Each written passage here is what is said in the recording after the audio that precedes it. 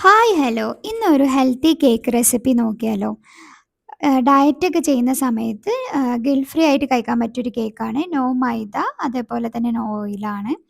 അപ്പോൾ അതിനായിട്ട് ആദ്യം ബനാന ഒന്ന് മാഷ് ചെയ്ത് അതിലേക്ക് ഒരു കപ്പ് മിൽക്ക് ഒഴിച്ച്, പിന്നെ ഞാനിവിടെ സ്വീറ്റ്നറായിട്ട് ആഡ് ചെയ്യുന്നത് ഒരു ഷുഗർ ഫ്രീയുടെ 0 കാലറി സ്വീറ്റ്നറാണ്.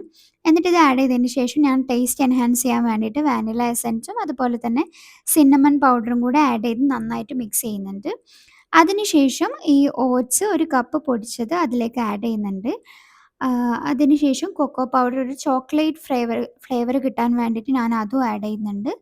എന്നിട്ട് അതിലേക്ക് ബേക്കിംഗ് പൗഡറും ബേക്കിംഗ് സോഡയും കൂടെ ഇട്ട് നന്നായിട്ട് സ്പാച്ചില വെച്ച് മിക്സ് ചെയ്യുക. സ്പാച്ചില വെച്ച് തന്നെ നിങ്ങൾ മിക്സ് ചെയ്യാൻ നോക്കുക. കാരണം ഇത് ഓവറായിട്ട് മിക്സ് ചെയ്യാണ്ടിരിക്കുക.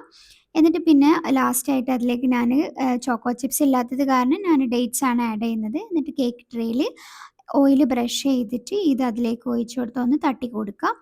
എന്നിട്ട് 180 ഡിഗ്രിയിൽ ഒരു പ്രീഹീറ്റ് ചെയ്ത ഓവനിൽ ഒരു 20 മിനിറ്റ്സ് വെച്ചാൽ നമ്മളെ കേക്ക് റെഡിയാണ്.